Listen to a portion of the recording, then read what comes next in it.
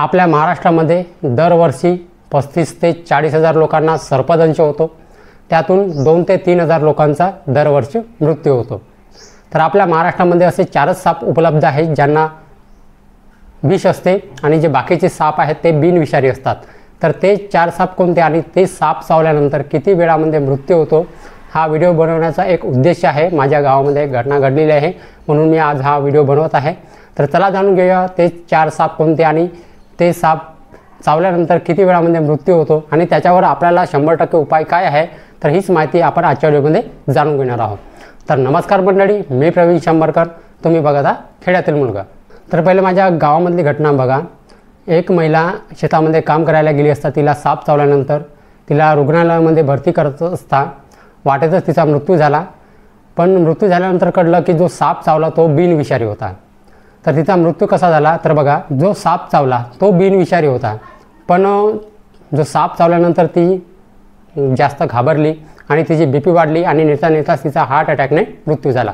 साप तर बिनविषारी होता पण नेता नेता तिचा हार्ट अटॅकने मृत्यू झाला कारण ती घाबरली आणि तिची BP वाढली.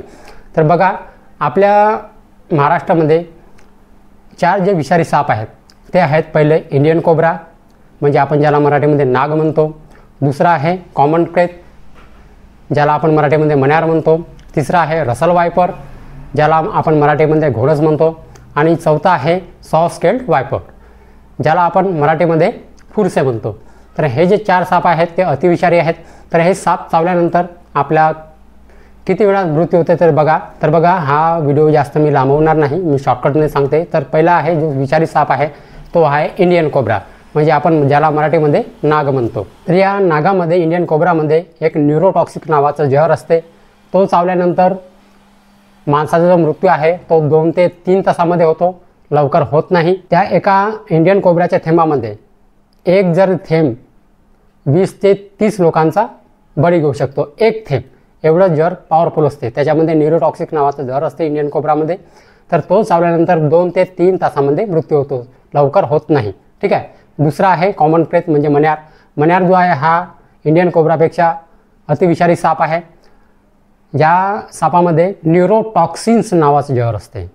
तो चावल्यानंतर 1 ते 1.5 तासामध्ये माणसाचा मृत्यू होतो. आणि हा जो साप आहे तो चावल्यानंतर माणसाला कळत नाही कारण हा जो साप आहे जास्त रात्रीच बाहेर पडतो आणि आपण झोपेमध्ये असताना समजा तो चावला तर आपल्याला कळत नाही कारण त्याचा जो चावा आहे तर आपल्याला एक मच्छर डसल्यासारखा जाणवतो. आपल्याला वाटते की मच्छर चावला, पण हा साप चावल्यानंतर आपल्याला काहीच जाणवत नाही कारण हा जेव्हा चावतो तेव्हा फक्त मच्छर चावल्यासारखा भास होतो. त्याच्यामुळे जास्त लोकांचा मृत्यू होतो. ठीक आहे. याचा जो साप चावल्यानंतर हा जो मण्यार साप आहे कॉमन क्रेत हा चावल्यानंतर 1 ते 2 तासामध्ये माणसाचा मृत्यू होतो. तिसरा आहे रसल वायपर म्हणजे घोणस. या घोणस सापामध्ये हिमोटॉक्सिन नावाचं जहर असतं आणि हा साप चावल्यानंतर 1 ते 2 तासामध्ये माणसाचा मृत्यू होतो, सहजासहजी लवकर होत नाही. ठीक आहे. आणि चौथा आहे सॉ-स्केल्ड वायपर ज्याला आपण फुरसे म्हणतो. हा जो साप आहे सहजासहजी आपल्या महाराष्ट्रामध्ये जास्त आढळत नाही, पण आढळला हा जर चावल्यानंतर या सापामध्ये जे जहर आहे ज्याला आपण मराठीमध्ये फुरसे म्हणतो, या सापामध्ये जे जहर आहे ते 3 ते 4 प्रकारचे आहेत. जे इंडियन कोब्रामध्ये, कॉमन क्रेतमध्ये आणि हा रसल वायपरचे घोणस, मण्यार, नाग याच्यामध्ये जेवढं जहर आहे त्या एका सापामध्ये जहर आहे ह्या फुरसेमध्ये ज्याला आपण सॉ-स्केल्ड वायपर म्हणतो. याच्यामध्ये न्यूरोटॉक्सिक, हिमोटॉक्सिक, न्यूरोटॉक्सिन्स हे सगळे 3-4 प्रकारचे जहर या एका सापामध्ये आहे. तर या सापाचा जो आवाज आहे कसा बघा, जसं आपण गरम तव्यावर जसं पाणी मारतो तशा प्रकारे याचा आवाज आहे. आणि तो जर या सापाने आवाज काढला तर तो समजून जायचं की आता हा चावणार आहे. तर हा साप चावल्यानंतर माणसाचा जो मृत्यू आहे तो 1 तासाचाच होतो. हा जो साप आहे फुरसे हा सगळ्यात विषारी साप मानला जातो. नागापेक्षा, मण्यारपेक्षा पण हा साप सगळ्यात विषारी आहे. सहजासहजी आपल्या महाराष्ट्रामध्ये आढळत नाही पण दिसतो आणि साप या सापाने भरपूर लोकांचे बळी पण घेतले आहेत आपल्या महाराष्ट्रामध्ये. तर हा साप जो आहे आपल्या महाराष्ट्रामध्ये आहे म्हणून हे जे 4 साप आहेत आपल्या महाराष्ट्रामध्ये विषारी आहेत. पहिला आहे इंडियन कोब्रा म्हणजे नाग, दुसरा आहे कॉमन क्रेत म्हणजे मण्यार, तिसरा आहे रसल वायपर म्हणजे घोणस आणि चौथा हा सॉ-स्केल्ड वायपर म्हणजे फुरसे. हे जे 4च साप आहेत आपल्या महाराष्ट्रामध्ये जहरी आहेत. आणि बाकीचे साप आहे जसे आपण धूर नागिन म्हणतो, धामण म्हणतो, वेल्या म्हणतो, हे बिनजहरी साप आहे, याला विष नाही, बिनविषारी साप आहेत हे. घाबरून जाऊन कोणताही साप चावल्यानंतर घाबरून जायचं नाही. आणि याचा उपाय काय आहे? साप समजा विषारी साप आपल्याला चावला तर याच्यावर 100% उपाय काय तर बघा, मी जो उपाय सांगतो तेच करा. बघा, समजा इंडियन कोब्रा चावला किंवा घोणस चावला किंवा मण्यार चावला, कोणताही साप चावल्यानंतर सगळ्यात आधी घाबरून जायचं नाही. घाबरून जायचं नाही. आणि जिथे चावला, समजा इथे चावा घेतला तर इथे स्वच्छ पाण्याने चांगलं धुवायचं, स्वच्छ धुवायचं, बढिया 2 मिनिट असं धुवायचं. धुतल्यानंतर एक पालव घ्यायचं, त्याची चिंदी फाडायची आणि ती ओली करायची. आणि जिथे चावला तर इथं हलक्या हाताने, जास्त टाईट पण नाही आणि एकदम सैल पण नाही, म्हणजे हलकी पण नाही, मीडियममध्ये अशी बांधायची. आणि न घाबरता व सीधा हॉस्पिटलचा रस्ता पकडायचा. घाबरायचं तर बिलकुल नाही, कारण जेवढा आपण घाबरू तेवढा आपण जे ब्लड प्रेशर आहे आपलं जास्त, म्हणजे रक्तप्रवाह आहे तो जास्त वाढेल आणि तेवढंच विष अंगामध्ये, आपल्या शरीरामध्ये लवकर पसरेल. म्हणून पहिली गोष्ट, साप चावल्यानंतर घाबरायचं बिलकुल नाही. स्वच्छ धुवायचं, पट्टी बांधायची आणि सरळ हॉस्पिटलचा रस्ता पकडायचा. कुणाकडे नागमोत्याकडे म्हणा किंवा कोणाकडे जाऊच नका माझ्या मताने. समजा तुम्ही मराठी समजत असाल तर तुम्ही सर्पमित्र आकाश जाधव हे चॅनल पहा. आणि समजा तुम्ही जर हिंदी असाल, तुम्हाला मराठी कळत नसेल तर मुरलीवाले हौसला हे यूट्यूब चॅनल आहे, हे पहा. ठीक आहे. आणि एक गोष्ट सांगत आहे, बिहारमधली त्याचं नाव आहे जयकुमार सैनी. हा सापाचा मसिहा म्हटला जात होता. आताच्या 7 ते 8 दिवसाअगोदर त्याचा मृत्यू झाला. तुम्ही स्क्रीनवरती इमेज बघू शकता. हे याचा यूट्यूब चॅनल आहे, तुम्ही हा व्हिडिओ जाऊन बघा.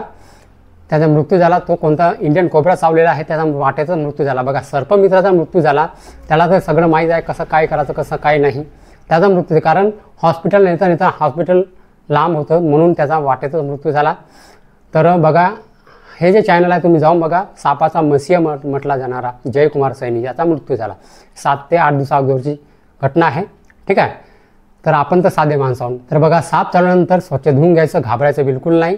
स्वच्छ धुतल्यानंतर पट्टी बांधायची आणि सरळ हॉस्पिटलचा रस्ता पकडायचा. माझ्या पत्नीच्या बहिणीचा पण मृत्यू झाला साप चावल्यामुळे. म्हणजे कसा, घोणस साप तिला चावला होता आणि त्यांची गलती म्हणजे एकच झाली, माझं लग्न व्हायचं होतं. तर माझ्या पत्नीची जी बहीण आहे तिला घोणस साप चावला आणि तिला हॉस्पिटलला न नेता आमच्या महाराष्ट्रामध्ये एक नागमोत्या म्हणून आहे त्याच्याकडे नेलं. तर नागमोत्याने काय आहे ते मंत्र टाकतात, त्याच्या मंत्रानं काय होत नाही. तुम्हाला एकच शब्द जो वाचवू शकेल तो फक्त आहे डॉक्टर. डॉक्टरशिवाय तुम्हाला कोणी वाचवू शकत नाही साप चावल्यानंतर. ठीक आहे. तर बघा, कोणाकडे न जाता सरळ हॉस्पिटलचा रस्ता पकडायचा, घाबरायचं तर बिलकुल नाही. हा आहे 100% उपाय. साप चावल्यानंतर आधी स्वच्छ धुवायचं, पट्टी बांधायची, घाबरायचं बिलकुल नाही, सरळ हॉस्पिटलचा रस्ता पकडायचा. कारण साप चावल्यानंतर लगेच मृत्यू होत नाही, 1 ते 2 तास लागतात मृत्यू व्हायला. इंडियन समजा नाग पण चावला आपल्याला तरी तो साप चावल्यानंतर 2 ते 3 तास लागतात मृत्यू व्हायला. कारण हळूहळू रक्त पसरते. जेवढं तुम्ही घाबराल तेवढं रक्तप्रवाह जास्त वाढेल आणि तुमचा मृत्यू लवकर होईल. ठीक आहे. विष शरीरामध्ये लवकर पसरेल. म्हणून घाबरायचं बिलकुल नाही. तर सरळ हॉस्पिटलचा रस्ता पकडायचा, स्वच्छ धुवून. हा आहे 100% उपाय.